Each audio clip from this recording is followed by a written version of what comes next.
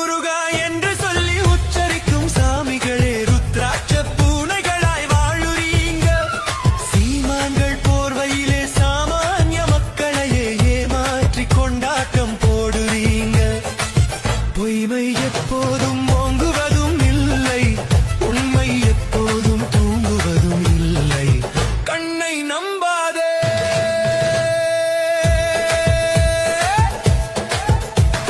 பொன்பொருளை கண்டவுடன் வந்த வழி மறந்துவிட்டு கண்மூடி போகிறவர் போகட்டுமே.